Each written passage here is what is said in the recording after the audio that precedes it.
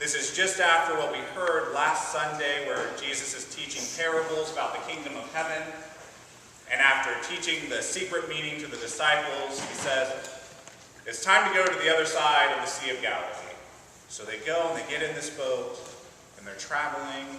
And this great storm happens. You can just see it cinematically with the boat just rocking up and down. It's taking on a ton of water.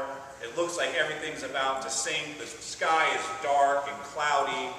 Everyone's running around screaming, thinking that this is it. Everyone here is going to die. And then suddenly pan to Jesus, asleep on a cushion at the stern. He's just sleeping. You can imagine that he was really tired, and when he said, let's go to the other side, he said it more with a yawn than with anything else. He's like, you know, guys, it's time to go to the other side of the sea and get some rest while we travel so I can have more energy for teaching tomorrow. And this is his way of just getting some peace and quiet. And he finally gets this time to get some sleep, and suddenly he's awoken with a start because the disciples are freaking out. Jesus, we're going to die! Because you have to be awake to die properly, according to the disciples. You need to know that you're about to die. You can't be asleep peacefully. Jesus, don't you care that we're all going to die? Why are you sleeping? I can imagine if it were me, my first response would be, well, if we're going to die, I'd rather be asleep than awake. We don't have to see it coming. But that's not Jesus' response. He gets up, he rebukes the wind, looks at the sea, he says, peace, be still. Then there was a dead calm. In the movie version of the story in my head, there's just silence. Just utter silence. The water is still, not a single wave or ripple can be seen. Not even the barest hint of wind in the sky. The sun breaking through the clouds. The people on the ship are no longer running around. They're just standing around in awed silence. Only then does Jesus say to them, why were you afraid? Have you still no faith? You can imagine what he said was a little bit more along the lines of, what more do I have to teach you before you realize that I am who I say I am? I am the one you have been waiting for. I am the one who has been sent to save you and to deliver you. How much more do I have to do before you get it? We have almost 2,000 years of knowledge, and we know that what it would eventually take was for him to die on the cross and come back to life before the disciples would finally get it. But here they are being rebuked. And what Jesus is really saying is he's just continuing the story he was teaching last Sunday. Last Sunday was about the kingdom of God and how you can describe the kingdom of God. And that the kingdom of God happens with or without our participation. We have no control over it. What we have control over is whether we choose to live in that kingdom or live in another kingdom. And this Sunday, Jesus is asking us to choose which kingdom that will be. Will we live in the kingdom of this world that's ruled by darkness, despair, and death?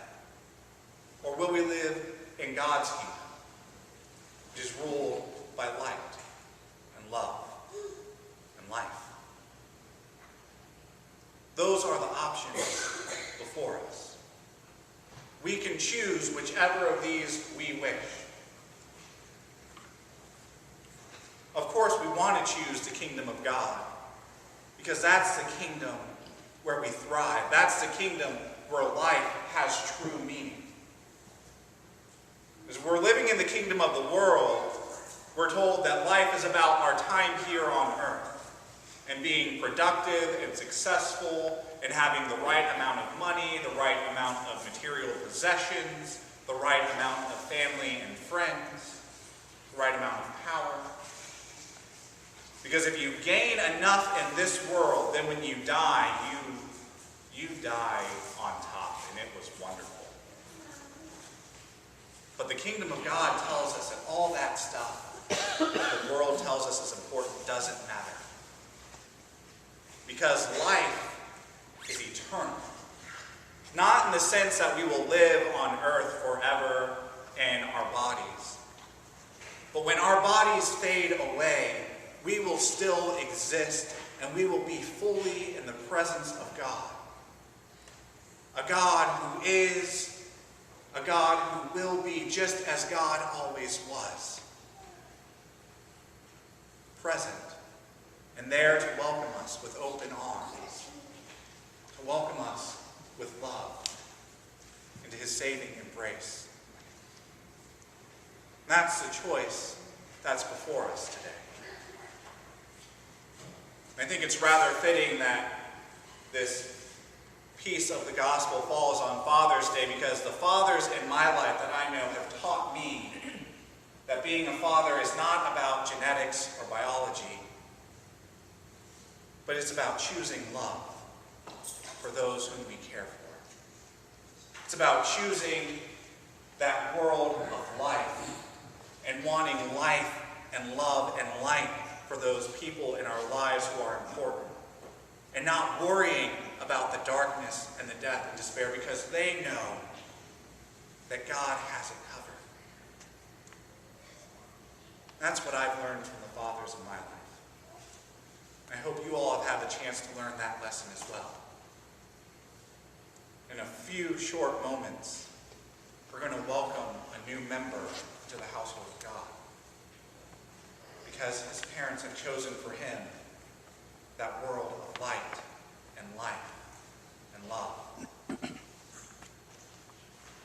And I pray that you all can choose that kingdom for yourselves, where you feel so filled with God's Spirit that you recognize that light of Christ that exists within you and within me, and it compels you to go out and share that light with the world, so that the people you come across will know that they too can live in God's kingdom. They too are loved so much. And they too can find the light of Christ that lives within them.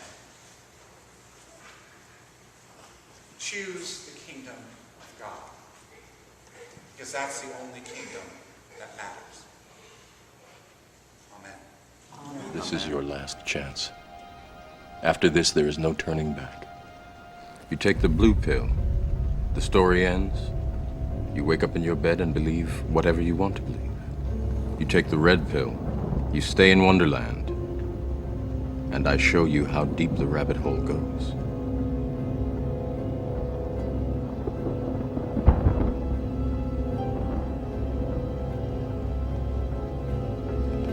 Remember, all I'm offering is the truth, nothing more.